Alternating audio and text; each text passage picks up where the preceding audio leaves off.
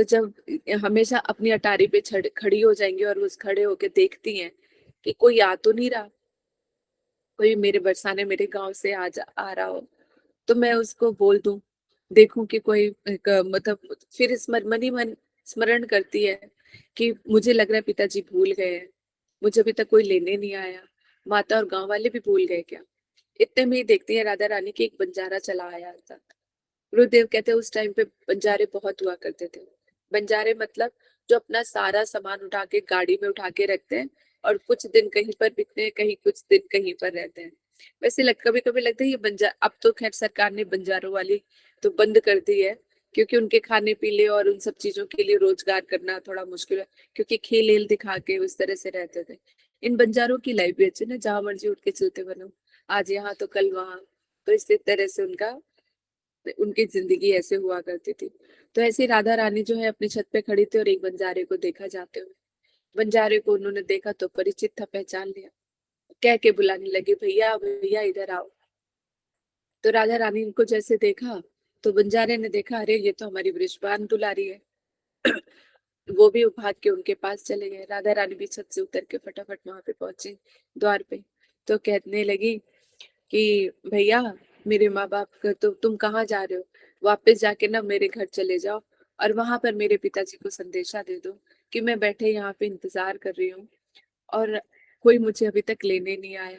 ससुराल भेज के क्या मुझे भूल गए हैं, भैया भी नहीं लेने आए, क्या मैया भी नहीं याद करी, गांव वाले भी सारे भूल गए। और ये कहते कहते राधा रानी का गला जो है बड़ा रुंध गया। तो रोते हुए, और जब गला रुंध गया तो आंखें भी डबडबा आई। राधा रानी की ऐसी दशा देख के तो जो बंजारा था उसकी भी आंखें भर आई। उसकी भी जब आंखें भर आई तो उसमें वो अपना तो भूल गया कि कहाँ पे करने जा रहा था कोई कार्य। कहते नहीं राधे, तुम चिंता मत करो, मैं जाके तुम्हारे पिता को जाके बोल कर आऊंगा। तो राधा रानी बस रोते रोते ये इतना ही कहती है कि जाओ भैया और जाकर मेरे पिताजी को संदेश मेरा दे दो कि मैं उनको बहुत याद कर रही हूँ, मुझे घर आना है, तो कृपया करके भैया को भेज दें और मुझे यहाँ से ले जाएं। ये एक पिता और पुत्री का जो एक भाव यहाँ पर दिखाया है, या हर एक पुत्री के हृदय से ये चीजें होकर जाती हैं। घर जैसा घर नहीं होता, मायके जैसा मायका नहीं होता, ससुराल ससुराल है, सब चीजें। मतलब ये इतनी भावुक भरा है यहाँ पर। उस वक्त जब ये लीला चल रही होगी तब राधा रानी के हृदय में कितने ही भाव ऊपर आए होंगे और नीचे दबे होंगे, है ना। तो फिर इस तरह से बंजारा सब कुछ भूल गया और कहते राधा तुम चिंता मत करो, तुम इंतजार करो, कोई न कोई तुम्हें अवश्य ही लेने के आएगा, मैं तुम्हारे घर जाता हूँ, अब सबसे पहले मैं तुम्हारा ही संदेश वहां पे जाके दूंगा। तो उसके बाद वहां पे वो जाता है बंजारा।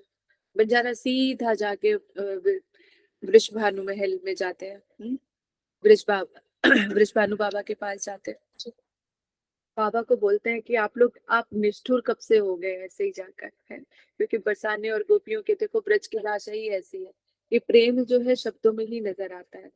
तो कह रहे आप इतने निष्ठुर कैसे हो गए बाबा, वो वहां पे राधे जो है राधा रानी है, वो इंतजार कर रही है, अभी तक आपने भाई को भेजा नहीं।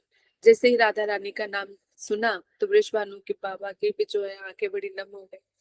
उनकी वो प्यारी सी किलकारियां, वो इतनी सारी बातें उनको स्मरण आने लग गई। कहते नहीं मैं भूला नहीं, बस अभी इतने में इतने भावुक हो पड़ते हैं और श्री राम को बुलाते हैं, यानी राधा रानी के भैया को, कि जाओ तुम फटाफट राधा रानी को लेकर आओ। फिर उसके बाद श्री राम बाबा को कुछ मिठाई कपड़े सारा सब कुछ जो है जो क्योंकि बेटी के ससुराल भेज रहे हैं, तो खूब सारा सामान लेके उनको पैक पैक करके तैयार करके कहते जाओ तुम राधा रानी को जाके ले आओ, सुंदर सी बैलगाड़ी सजा के उनको भेज देते हैं लाने के लिए। इतने में वो स्मरण करते हैं। यहाँ पर जो है वृषभानु नंदिनी कही जाती है। माता पिता तो अपने पुत्र पुत्रियों को बहुत प्यार करते ही हैं। माता भी जो है लाड प्यार करती है, कभी कभी बेटे जो है माताओं को ज्यादा प्रिय होते हैं, और जो पुत्रियां होती हैं वो अपने पिता को भी बहुत प्रिय होती है। लेकिन एक विशेष प्रेम होने के कारण जो है यहाँ पे वृषभानु बाबा जो है राधा रानी से कुछ ज्यादा ही अटैच्ड है। क्योंकि बात उन दिनों की है जब बरसाना छोड़ के नंद बाबा कहाँ रावल में रह रहे थे। वहां पे रोज यमुना जी पे स्नान करने के लिए जाया करते थे। तो और वहां का जो जहाँ पे यमुना जी बह रही थी वहां पर, जहाँ पे वृषभानु महाराज जी का घर था, वहीं पास में सहस्त्र बहुत सारे कमल के फूल खिले हुए थे। तो उन सारे कमलों के जो हजार दल के फूल पे कमल के फूल में एक छोटी सी बालिका जो है अपने पैर का अंगूठा चूस रही थी। जैसे वृषभानु महाराज जी ने नहा स्नान करते हुए जब उनका दर्शन किया तो देखते ही रह गए। तो ऑलरेडी श्री राम तो पहले से ही थे, तो एक पुत्री को देख के जो उनका मन है वो भर आया। मेरी आवाज नहीं आ रही है?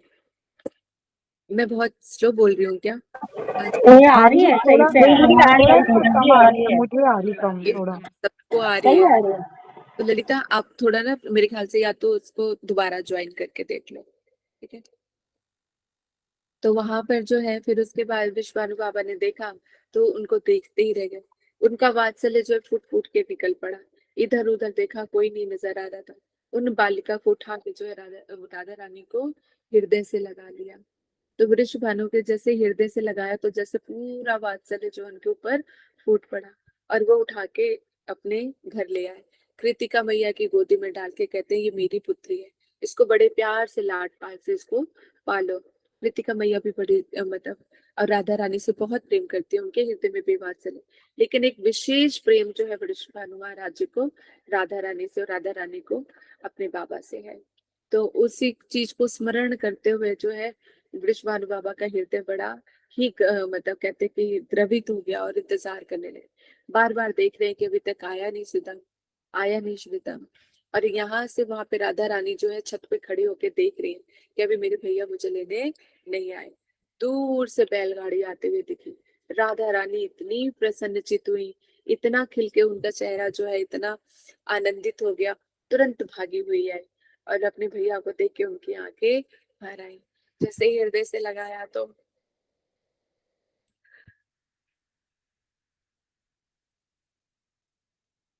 राधा रानी भी रो पड़ी और इधर श्री राम भैया भी रो पड़े।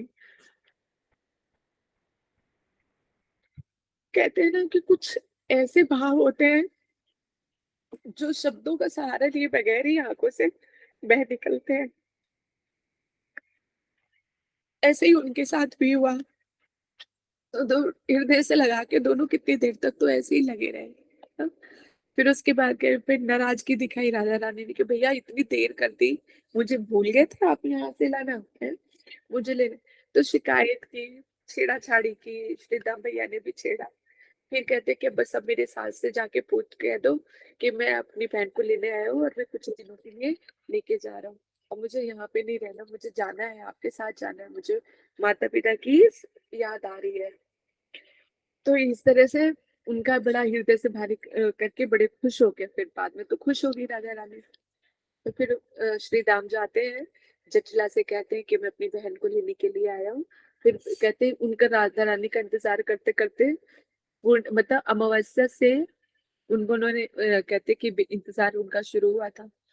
फिर दूज तक यानी भाई की भैया दूज तक उनको इंतजार करना पड़ा। तो राखी भी आ रही थी तो इसलिए जो है भाई लेने के लिए आ गए। और फिर उनकी इजाजत लेके जो है कहते कि वापस रावल आ गया। और रावल में फिर जिस तरह से देखा विश्वानु महाराज जी ने राधा रानी को देखा तो अपने हृदय से लगा लिया। मानो उनका वात्सल्य जो है फूट फूट के उनके ऊपर उभर रहा हो। तो राधा रानी जो है वही मचल उठी कि बाबा मुझे तो शादी करके आप भूल ही गए, आपने तो मुझे बुलाया ही नहीं। आपको इतनी भी याद नहीं कि सावन का महीना शुरू हो गया तो अपनी पुत्री को बुला लो। खूब सारी बातें की इस तरह से। बाबा सिर्फ एक टक जो है राधा रानी को देखे जा रहे हैं और उनके आंसू जो है निकलते जा रहे हैं। फिर राधा रानी वही अपने हाथों से बड़े प्रेम से उनके आंसू पोंछते हैं। दोनों एक दूसरे के आंसू पोंछते हैं। जब पिता और पुत्री का इस तरह का हाल देखते हैं श्री राम बाबा के, श्री राम की भी आंखें भर आती है भैया की। फिर कृतिक मैया आती तो कृतिका मैया देखती है कि यहाँ पे तो आंसू की धार चल रही है। श्री प्रीति देखकर जो है उनका भी हृदय गदगद हो जाता है और फिर चारों ही मिलकर प्रेम की अश्रुधार सब बहा रहे होते हैं। जब फिर थोड़ा शांत होते हैं तो फिर लड़ाई झगड़ा शुरू होता है ना। या आपने कहते कि चिंता नहीं रहती है, ये वो जो बहुत सारे कहते बहुत ही नटखट सी जो है लीलाएं ये सारे स्मरण करते हैं। तो इसी तरह से जो है राधा रानी जो है अपने घर पहुंचती है। फिर कहते कि वृषभानु महाराज जी जो है बहुत सुंदर से झूले लगा देते हैं। फिर वहां पे जाके पूछती है कि मेरी कौन कौन सी सखियां आई हैं। तो देखते हैं कि जो सारी सखियां हैं वो काफी हद तक सारी ललिता, विशाखा, ललिता सखी का भी जो है ऊंचा गांव में विवाह हुआ है। विशाखा सखी का भी है, तो सब अपने ससुराल से सब अपने घर है। एक बार फिर से राधा रानी और उनकी सखियों का जो कहते कि मिलन है वो बड़ा अद्भुत है। वो झूले की पांग और इस तरह से सारी सखियां का मिलना, खिलखिलाना, आपस में मिलना, तो ये बहुत ही सुंदर लग रहा था। तो उड़ते उड़ते खबर कृष्ण के कानों में भी पड़ गई कि कहते हैं कि राधा रानी जो है अपने ससुराल से कहते हैं। अब उनके अंदर और उत्कंठा होगी राधा रानी से मिलने के लिए कि अब जाके, क्योंकि स्वच्छंद मिलन तो यहीं पर ही है, बाकी वहां पे तो बड़ा डर डर के मिलना पड़ रहा है। हम्म, तो इस तरह से एक मिनट, मैं करते करते कहाँ तक निकल गई मुझे यही नहीं पता चला।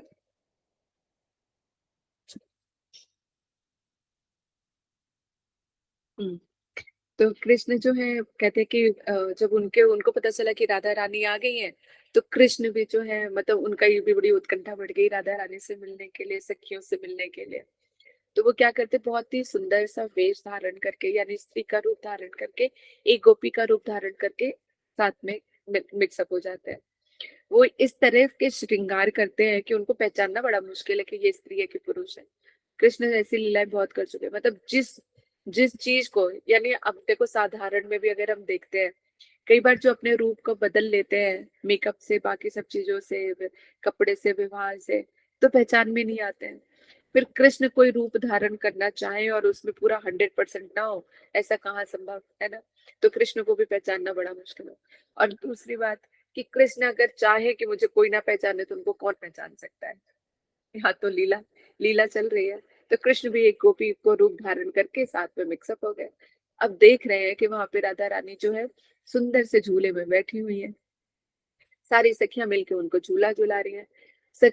ऐसे ही फिर उनका आपस में जाके थोड़ी बोलचाल करते हैं, बातचीत करते हैं, एक दूसरे का इंट्रोडक्शन लेते हैं। फिर असली बात तो बताते नहीं कि कौन कहाँ पर है। हाँ। तो इस तरह से फिर उनके साथ बैठ के फिर झूला झुलाने लगते हैं। फिर झूले यहाँ पे जो है ना, गोविंद लीलामृत में बहुत सुंदर वर्णन, झूला लीला का जो वर्णन किया है, झूलन का बहुत ही सुंदर किया। वहां पे तरह तरह के झूले हैं, कोई एक एक ही जैसा झूला नहीं है। कोई सिंगल पट्टे वाला भी है, कोई ऊंचा है, कोई नीचा है। और एक झूला जो है बिल्कुल जैसे आमने सामने बैठते हैं, बीच में होता है ना, इस तरह के झूले में जैसे हम लोग भी कई बार बैठे हुए हैं, जो ऐसे वाला घूमने वाला होता है। लेकिन पेड़ पर भी कोई इस तरह के झूले होते हैं जो आमने सामने होते हैं, और फिर में बैठ के, एक आमने सामने बैठ के फिर झूला झुलाते हैं। तो इसी तरह से जो है कृष्ण भी वहां पे पहुंच जाते हैं। और झूले के लिए फिर पहले राधा रानी बैठती हैं तो कृष्ण झूला झुलाते हैं, सखियां झूला झुलाती हैं। फिर कृष्ण बैठते हैं, फिर राधा रानी मतलब सारी सखियां झूला झुलाती हैं। फिर इनकी बहुत सुंदर सुंदर लीलाएं हैं। फिर कृष्ण भी का भी वेश खुल जाता है। फिर दोनों को आमने सामने बिठा देते हैं। तो कृष्ण जो है जब आमने सामने बिठाते हैं, तो उसके बाद वो झूले को कुछ और ज्यादा तेज कर देते हैं। जब वो और ज्यादा तेज झूला हो जाता है, तो बिल्कुल राधा रानी को थोड़ा डर लग जाता है। तो फिर लेकिन फिर भी जब तक इसकी लीला को सुनाते हुए गुरुदेव बहुत ही सुंदर मतलब वर्णन इसका क्या करते थे कि राधा रानी को अभी अलग अलग बैठे हुए हैं, तो दोनों को पे इतना तेज झुला रहे, इतना तेज झुला कि राधा रानी अब थोड़ा सा घबराने लगे। तो वो कहते कृष्ण कृष्ण ऐसे करके, तो राधा रानी के मुख से कृष्ण सुन के तो वो बड़े ही आनंदित हो जाते हैं। फिर एकदम वो और तेज उसमें करे तो बड़े डर के मारे ना कृष्ण को ही उन्होंने आलिंगन करके पकड़ लिया। तो बस और क्या चाहिए था कृष्ण को, तो यही चाहिए था। तो उन्होंने इस तरह से पकड़ के फिर झूले को फिर सारी सखियां जो है छेड़ती हैं, छिड़ाती हैं, बहुत सुंदर सुंदर सारी जो है लीलाएं करती हैं। तो ये तो एक एक एक बूंद है जो हम लोग श्रवण कर रहे हैं। तो ब्रज में कितनी ही सुंदर लीलाएं हैं। तो बस हमारा भी अपना यही कि भजन साधन करके हमें अपना स्वरूप मिले, और हम भी अपनी राधा कृष्ण की सेवा में नियुक्त हो, जो हमारा परमानेंट स्थान है, जहाँ पे ना दुख है ना परेशानियां है, किसी तरह की कोई चीज नहीं है। आत्मा और परमात्मा यानी भगवान और भगवान के भक्तों की ही मिलन की वस्तु है। तो मनुष्य जन्म पाया है, तो भजन करके हम यहाँ से निकल जाए, नहीं तो ये दुख दावानल तो हमें जलाता रहेगा। जिसको अग्नि का ताप दिखाई दे रहा है, वो तो फिर भी प्रयास कर जाएगा। हरि गुरु वैष्णव इसी ताप से हमें निकालने का प्रयास कर रहे हैं, तभी इतने सुंदर सुंदर कथाएं, लीलाएं बता रहे हैं, ताकि हमारा मन जो है आकर्षित हो, हमारे चित्त की शुद्धि हो, और इस जग जगत को छोड़कर जो हम क्या अपनी अपनी सेवा में नियुक्त हो। क्योंकि जीव तो सेवा तो करता ही करता है, चाहे अगर उसको समझ आ गई तो आत्मविद सेवा करता है, और नहीं करता तो फिर संसार की सेवा करता है। तो ये संसार में हम परमानेंट तो रहने वाले ही नहीं है। मृत्यु हमारे सर पे खड़ी है, कब आके हमें ले जाएगी हमें नहीं पता, लेकिन मृत्यु आए उससे पहले हमें कल की तैयारी कर लेनी चाहिए। तो अपनी श्रद्धा भाव भक्ति से जो है, हम जैसे भी है वैसे ही आत्मसमर्पण करते हुए, भक्ति भाव से भजन करते हुए हमें आगे बढ़ते रहना चाहिए। तो गुरुदेव कहते हैं कि जब ये लीलाएं जब साक्षात चल रही है सामने, तो उस टाइम का कैसा माहौल होगा, कैसा कैसा भाव होगा, कितना सुंदर होगा ये सारा सब कुछ, है ना।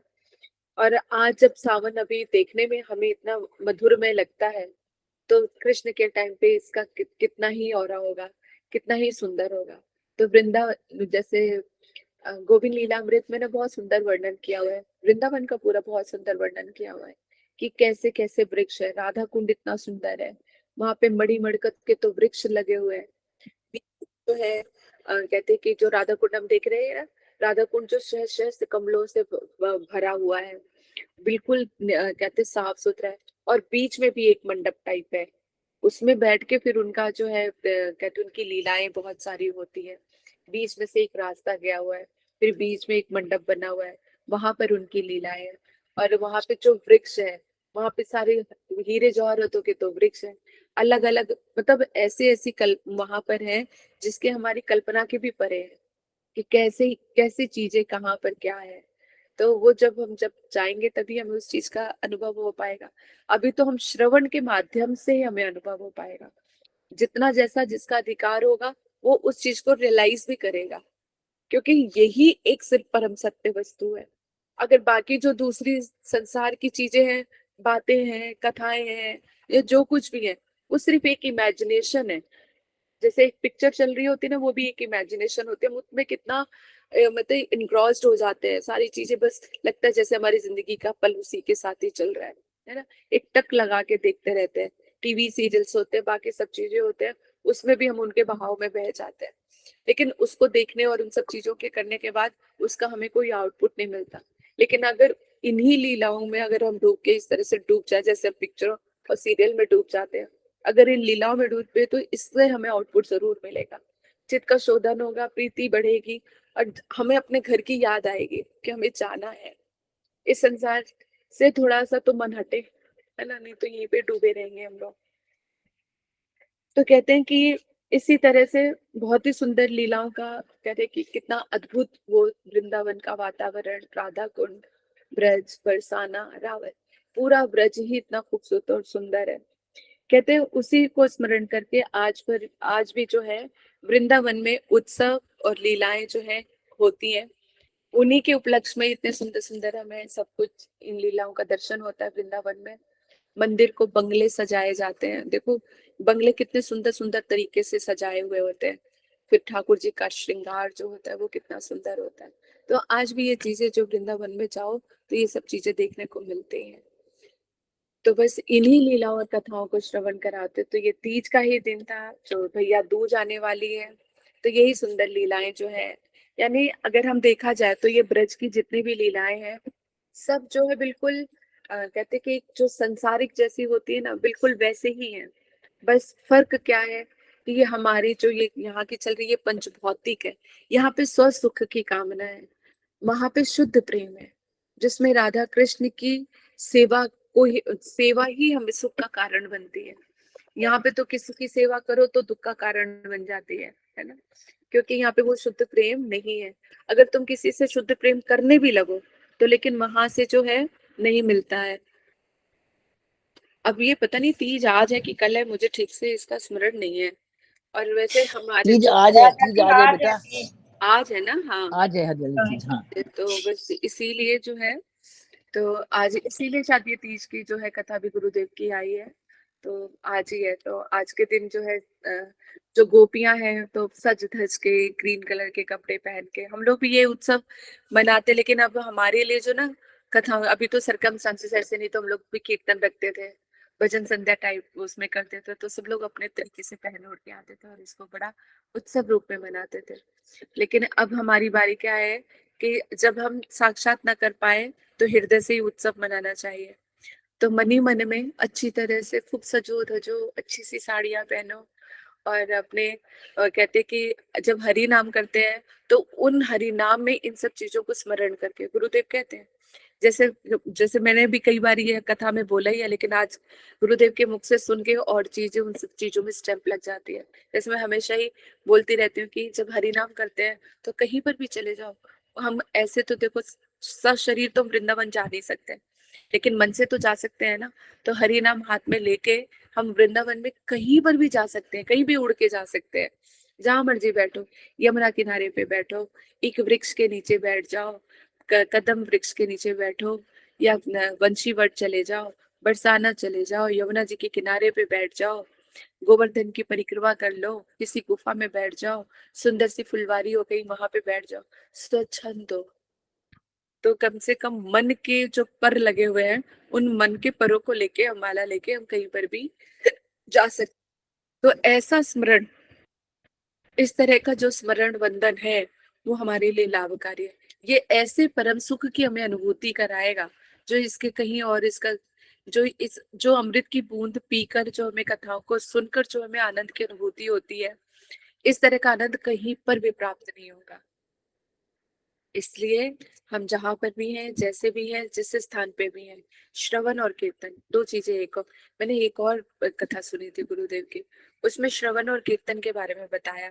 तो बस यही दो शब्द लेके फिर हम भागवत का एक श्लोक ले लेंगे। तो श्रवण और कीर्तन बताया, तो कह रहे कि हम जिस पहली अवस्था में जहां पर हम बैठे हैं साधन करने के लिए, तो जो श्रवण और कीर्तन कहा जा रहा है, ये श्रवण और कीर्तन इसे नहीं कहते। उसका उदाहरण देते हुए कहते हैं कि अगर कीर्तन किया है तो किसने किया है? सुखदेव गोस्वामी जी ने किया है। केवल कीर्तन मात्र से ही करके जो है उन्होंने भगवत प्राप्ति कर ली। श्रवण कैसा है? परीक्षित महाराज जी जैसा है, जहाँ पे सिर्फ कथा श्रवण करके ही वो गोलोक धाम में गोपी भाव में जो है कृष्ण को उन्होंने प्राप्त किया है। तो इस तरह से बताया कि श्रवण कीर्तन हमारा इस तरह का होना चाहिए। तो जो अभी हम भजन गाते हैं, दूसरी सब चीजें होती है, तो हमें लगता है कि ये कीर्तन चल रहा है, जो थोड़ा बहुत कहीं से भी सुन लिया। देखो श्रवण तो किसी भी चीज का हो सकता है, फिल्मी गाने सुन सकते हो, है ना, दूसरी कथाएं सुन सकते हो, तो वो श्रवण कहलाएगा? नहीं। जब तक श्रवण और कीर्तन कृष्ण से संबंधित नहीं है, हाँ, तब तक जो है, जब तक कृष्ण से उससे वो संबंधित नहीं है, तब तक वो श्रवण और कीर्तन नहीं है। इसी तरह से सिमरन तो ब्रह्मा उनको भी करते हैं, ब्रह्म कुमारी इसमें करते हैं, परमात्मा का ध्यान करते हैं, है ना, उनके फलजन से मुक्ति की कामना लेके भी भजन साधन करते हैं। तो कह रहे हैं जो बिल्कुल ही विरक्त हो जाए, जो संसार से बिल्कुल को मन हटा ले, तो क्या वो बहुत बड़ा भक्त हो गया? कहते नहीं। कह रहे कि ऐसा वैरागी तो कोई भी हो सकता है, वैराग धारण कर सकते हैं, जिसके संसार से मन ही हट जाए, उसका दिल इतना टूट जाए कि संसार से उसका मन हट जाए, तो वो भी वैरागी हो गया। तो क्या वो भक्त भक्त कहलाएगा? इसलिए बड़ा ही विचार करके, सोच समझ के कि भक्ति किसे कहते हैं, है ना, तब तो श्रवण और कीर्तन क्या है। अगर श्रवण हो तो परीक्षित महाराज जी जैसा इतना मन उसमें अनुरक्त हो जाए, कृष्ण की लीलाओं कथाओं को श्रवण करना ही श्रवण है, भगवान की लीलाओं कथाओं का गुणगान करना ही कीर्तन है। तो हमारी बुद्धि भी हरि गुरु वैष्णव हम पर कृपा करे कि इस तरह का जैसा वो श्रवण और कीर्तन समझते हैं, वो उसको की श्रवण करने का, कीर्तन करने का सामर्थ्य वो हमें प्रदान करे, ताकि हम इस तरह की भाव भक्ति को लेकर अपने स्वरूपा भक्ति को हम प्राप्त कर सके। तो ये जन्म कहीं तक किसी हद तक तो, है ना, तो जब हमारा इस तरह से जीवन ये सफल होगा, भजन हम करेंगे, तो ही आगे जाएंगे। लेकिन अगर एक हाथ में संसार का लड्डू और दूसरे हाथ में परमात्मा का लड्डू लेके खाएंगे तो नहीं हो पाएगा, तब हम उनको वहां पे पहुंच ही नहीं सकते हैं। इसलिए परमार्थ और संसार को दोनों को अलग रखना पड़ेगा। संसार तो तन का व्यवहार है, मन का व्यवहार हमें ठाकुर जी के साथ रखना है। तो सामंजस्य बिठाकर हम जहाँ जैसे हैं उस तरह से हम अपना भजन करें। और हरि गुरु वैष्णव के चरणों में प्रार्थना है कि वो हमें भजन करने का सामर्थ्य प्रदान करें, ताकि ये हमारा जो मनुष्य जन्म है वो सफल हो जाए। ठीक है, चलो। हमारा वैसे टाइम तो हो गया, लेकिन फिर भी आज टाइम से पहले थोड़ा हो गया। हमने श्लोक, अब हम लोग श्रीमद् भागवत में प्रथम स्कंद द्वितीय अध्याय और श्लोक नंबर शायद हमने 15 तक किया था। 15 तक किया था, याद है किसी को कहाँ तक किया था? 14 तक किया था। और 26 15वां करना था। पेज नंबर 26 14 2 अगस्त को किया था। हाँ नहीं, 26 पे तो किया था, लेकिन श्लोक नंबर 14 और 15 दोनों। 13 को रिपीट किया था और थोड़ा 14 दिन। नहीं दीदी 15वां करना है शायद, ठीक कह रहे दीदी। चलो कोई बात नहीं, मैं 14 14 कर लिया था, 2 बार कर लिया था 14। 14 हो गया था दीदी, 15 होगा। चलो ठीक है ना। तो यहाँ पर अब ये जितना कुछ भी हम लोगों ने श्रवण किया है, अभी इन श्लोकों में भी, क्योंकि गुरुदेव बताते हैं कि ये जो दूसरा अध्याय हम कर रहे हैं, और देखो हम कितना स्लो स्लो चल रहे हैं वैसे भी इसमें, तो ये सारी भागवत का सार है। जो पूरी भागवत हमें जो समझाना चाहती है, बताना चाहती है, तो वो सार रूप में जो है कहते हैं ये द्वितीय अध्याय। जैसे भगवत गीता का भी जो द्वितीय अध्याय है वो बहुत इंपॉर्टेंट है, उसमें सारी भगवत गीता का पूरा सार दिया हुआ है। इसी तरह से श्रीमद् भागवत का भी गुरुदेव कहते हैं कि पूरा का पूरा सार प्रथम स्कंद द्वितीय अध्याय में ये पूरा का पूरा श्रीमद् भागवत का सार दिया गया है। तो जिसकी बुद्धि खुलनी होगी ना, देखो ये भी तो है कि अगर जो श्रीमद् भागवत कथा कोई सुन रहा हो, है ना, अगर अभी तो क्योंकि 18 अध्याय है, अगर किसी का ऐसा ना हो और वो पहले ही मर के चला जाए, प्रथम स्कंद में है, तो पहली वस्तु जो जो सार रूप में जो पकी हुई वस्तु का फल का जो स्वाद है वो पहले भी दे ही देना। अगर पूरा ना सुन पाए और वो बीच में ही चला जाए, भगवान को प्यारा हो जाए, तो कैसे चलेगा? इसलिए देखो हमारे शायद जो गुरु वर्ग है, जो हमारे शास्त्र है, वो कितना हमारे लिए कल्याणकारी सोच के रखते हैं कि मूल रूप में जो भी पूरा सार स्वरूप होता है वो पहले ही रख देते हैं। जैसे जन्म 10 से श्लोक भी है, वो भी अपने आप में परिपूर्ण है, उसमें भी सब कुछ बहुत चीजें बताई गई हैं, अगर किसी को समझ में आए तो इसी तरह से द्वितीय अध्याय तक तो चलेगा, तो भाग्यशाली जो होते हैं द्वितीय अध्याय तक पहुंच पाते हैं। और अगर कोई सार रूप में अगर इसको ग्रहण कर ले, तो भागवत तक खत्म करते करते वो भक्ति, वो जो भक्त है वो अनन्य भक्त रूप में परिणित होकर जो है भगवत धाम को वो प्राप्त कर लेता है। तो इसी तरह से ये जो है द्वितीय अध्याय है, पूरे श्रीमद् भागवत का पूरा सार है। तो जैसे हमने 15वें श्लोक में क्या था, यदुनाध्यासिना युक्ता कर्म ग्रंथि निबंधनम चिदंती को वदस्य तस्य को न कुर्यात् कथारतिम। कह रहे विवेक के अभाव में हरि कथा का श्रवण कीर्तन स्मरण आदि न कर जीव अपने आप को माया का भोक्ता मान लेता है। कितनी सुंदर चीज बताई। कह रहे विवेक के अभाव में बुद्धि काम नहीं करती, क्योंकि हम कलयुगी जीव है ना, तो कलयुगी जीव जो है सुमंदमती है, हमारी हमारी मंद बुद्धि है। हमारा कल्याण किसमें है हम नहीं जानते। पहली बात, हमें पता नहीं कि हमारा कल्याण किसमें है। दूसरा, कोई बताए तो उसके ऊपर विश्वास नहीं करते। इसलिए ऐसी जिसकी बुद्धि हो तो उसको पार लगाना कितना ही मुश्किल है ना। इसीलिए बता विवेक के अभाव में हरि कथा का श्रवण कीर्तन स्मरण आदि न करके जीव अपने को भाग्य का भोक्ता मान लेता है। अब वही बात आ गई, अभी हम लोगों ने कथा में श्रवण किया ना कि श्रवण और कीर्तन स्मरण, कि जिसके विवेक ही नहीं है, जिसको पता ही नहीं है कि किसे श्रवण कहते हैं, किसे कीर्तन कहते हैं, किसे स्मरण कहते हैं, तो उनके हिसाब से तो वो श्रवण और कीर्तन कर रहे हैं, लेकिन जो एक्चुअल शास्त्रों के हिसाब से जो है वो श्रवण कीर्तन स्मरण नहीं कर पाते हैं। तो इसलिए वो जीव जो है अपने आप को माया का भोक्ता मान लेता है कि इस संसार में जो भी चीज भगवान ने दी है मेरे लिए दी है। कई लोग कहते हैं ना, इस संसार में भगवान ने क्यों भेजा है, ऐश करने के लिए भेजा है तो ऐश करो, ये क्या सारी चीजें छोड़ छाड़ के कर रहे हो, भगवान फिर वापस भेज देंगे। इस तरह की भी बुद्धि वाले लोग बोलते हैं। उसके लिए ये है ये उत्तर। तो यहाँ पर कह रहे उनकी विवेकहीन है, उनके पास बुद्धि नहीं है, वो अपने आप को समझ ही नहीं पा रहे कि वो क्या चाह, उनका कल्याण किसमें है। इसलिए वो श्रवण कीर्तन, अगर ऐसा ना होता तो आजकल कलयुग में देखा जाता है कितना ही श्रवण कीर्तन चल रहा है। हर जगह मंदिर में जाओ कीर्तन चल रहे हैं, मतलब कुछ ना कुछ मंदिर में कुछ ना कुछ होता ही रहता है। तो क्या श्रवण नहीं हो रहा? कीर्तन कर रहे हैं, भजन गा रहे हैं, सब कुछ गा रहे हैं, लेकिन फिर भी उनकी मति क्यों नहीं लग रही भजन में? क्यों वो फिर भी दीदी संसार ऐसे, में ही हरे लिप्त है? कृष्णा दीदी, दीदी कुछ लोग ऐसे लोग ना, हमारी भी मति वो कहते देखा किसने है मरने के बाद, ये हाँ क्वेश्चन करने लगते हैं दीदी। तर्क देना मतलब उनको समझाना, शास्त्रों का बोलो कहते ये भी तो इंसानों ने ही लिखे हैं। हाँ, तो उनकी बुद्धि इस तरह से इतनी भ्रष्ट होती है कि उनको इस चीज के, शास्त्रों के ऊपर जो क्वेश्चन मार्क कर लेना, तो ये हमारे लिए मापदंड है कि उससे दूर हो जाओ। क्योंकि जो शास्त्रों को मानता हो उसको समझाने का फिर भी हमारे पास ऑप्शन हो सकता है, हम फिर भी उनको समझा सकते हैं जिनको शास्त्रों में, क्योंकि शास्त्रवाणी में से आप कोई उदाहरण दोगे तो उनको मानना पड़ेगा। लेकिन जो शास्त्रों को ही नहीं मानते, जो ये कहते कि हाँ ये भी ऐसे ही लिखे गए हैं, तो उनसे तो फिर समझ जाना चाहिए कि इनके पास बहस करने का कोई कोई वो नहीं है। तो उनके पास फिर इस तरह की बात करनी ही नहीं चाहिए, फिर उनकी बात एग्री कर जाओ, बिल्कुल ठीक कह रहे हो जी, आप जो कह रहे हो बिल्कुल परम सत्य है। ये तो मेरी मति खराब है कि मैं अपना भजन में लग गई, कोई बात नहीं, लेकिन मुझे इसी में हर एक इंसान अपने आनंद के लिए कुछ कर रहा है, तो मुझे इसमें, तो उसमें तत्व सिद्धांत उनको बोलने और बताने की आवश्यकता ही नहीं है। तो जो शास्त्रों को मानता है, जो जिज्ञासु हो, उसको हमें क्लैरिफाई जरूर करना चाहिए। अगर वो कुछ प्रश्न उत्तर करे तो उनको हमें जरूर बताना चाहिए। इसीलिए इस श्लोक में ये बताया यहाँ पे, यदु यदुनाधा सीना युक्ता, है ना, कर्म ग्रंथि निबंधनम। तो कह रहे कि बल्कि जिनको शास्त्रों का पता है तो उस अपनी वाणी से, भक्ति के से ना सारे कर्म के बंधन को छिन्न भिन्न कर देते हैं। नहीं तो ये कर्म के बंधन तो बड़े स्ट्रांग है ना।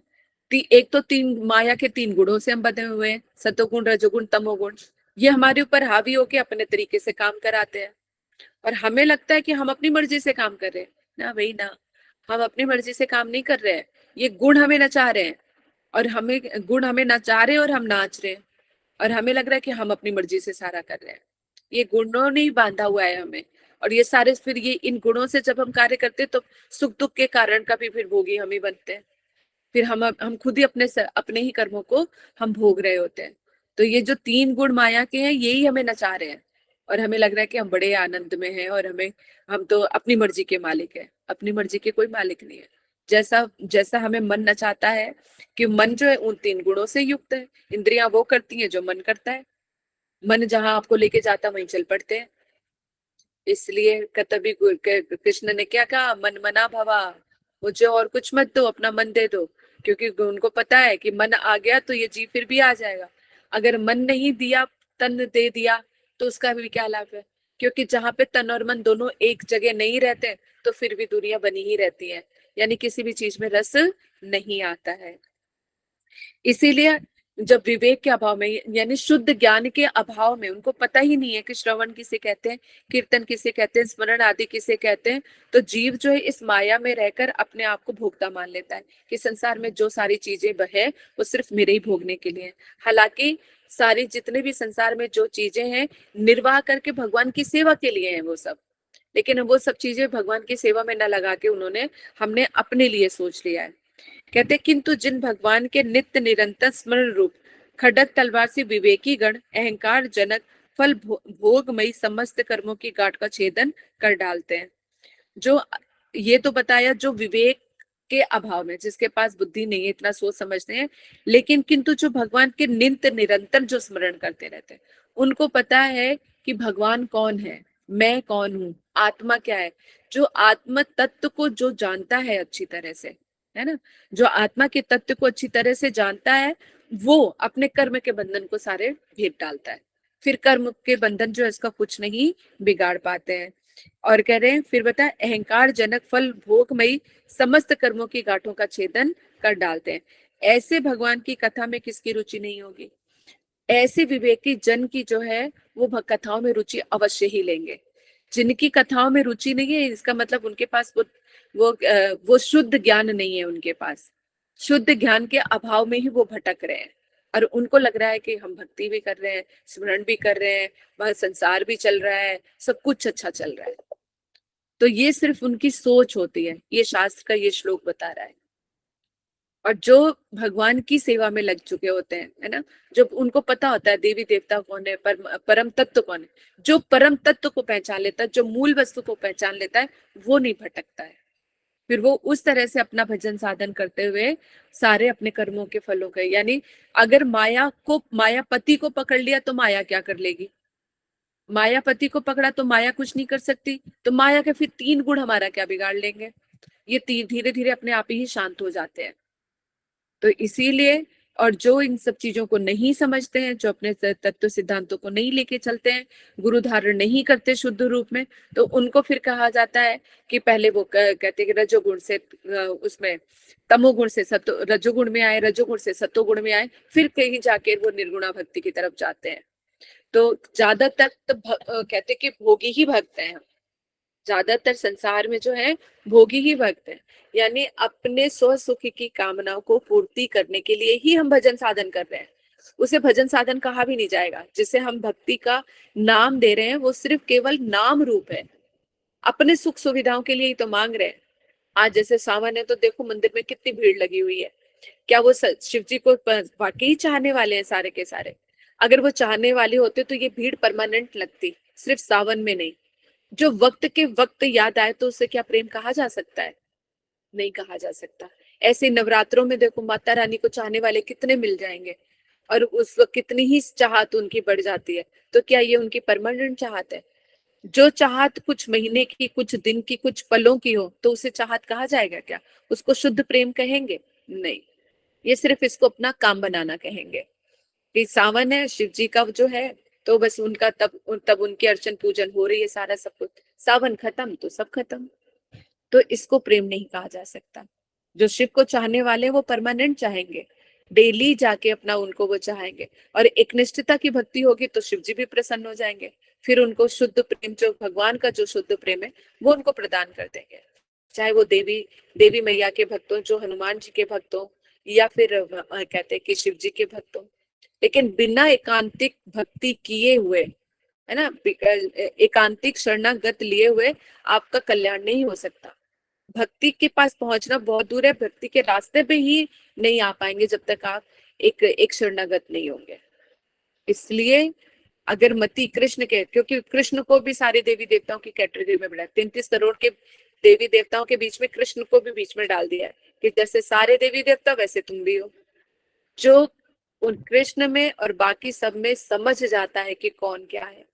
जैसे एक फैमिली मेंबर में पिता भी बैठा हुआ है और उनके 8-10 जो है पुत्र भी बैठे हुए हैं, उनकी पुत्रियां बैठी हुई हैं, उनके अपने सारी पूरी फैमिली मेंबर्स बैठे हुए हैं। तो पिता तो मुखिया है और पिता के ही सारे ये अंश हैं। लेकिन जो दूसरा वाला आके समझे कि पिता और पुत्र में कोई भेद नहीं है, सब ये सारे एक ही जैसे हैं। तो जैसे बेटे को सम्मान दे रहे हैं वैसे पिता को दिया, जो ये पिता को जैसा सम्मान दे रहे हैं वैसे बेटे को दिया है। देखा जाए तो पद रूप में बड़े हैं, अंश है, भेद नहीं है, वो समझ में आ रहा है क्योंकि उन्हीं के अंश है ना। रिस्पेक्ट तो है उनके, लेकिन फिर भी मुखिया मुखिया ही होता है, पिता पिता ही होता है, बच्चे बच्चे ही रहते हैं।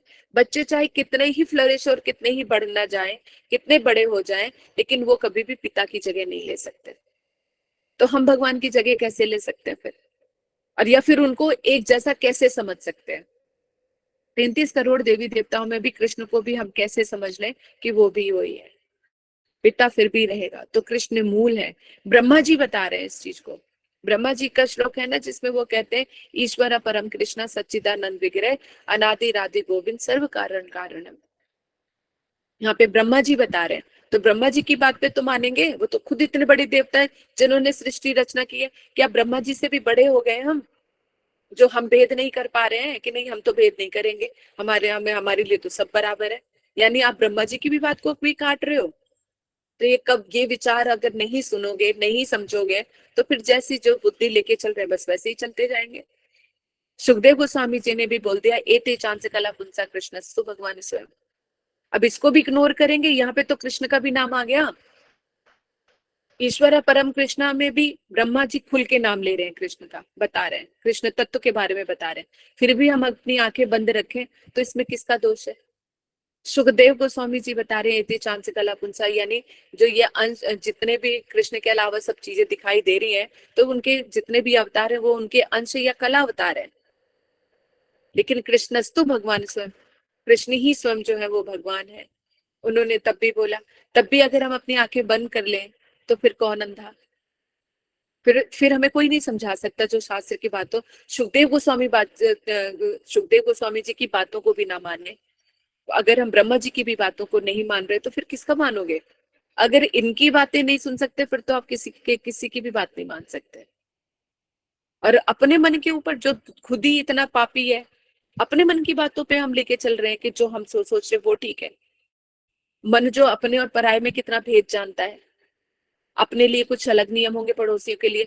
जब इतना तो समानता अभी हम रख नहीं सकते, फिर मन के ऊपर इतनी बड़ी जिम्मेदारी डाल दी कि भगवान कौन है जो उस तत्व को हम समझने की कोशिश प्रयास ही नहीं करते।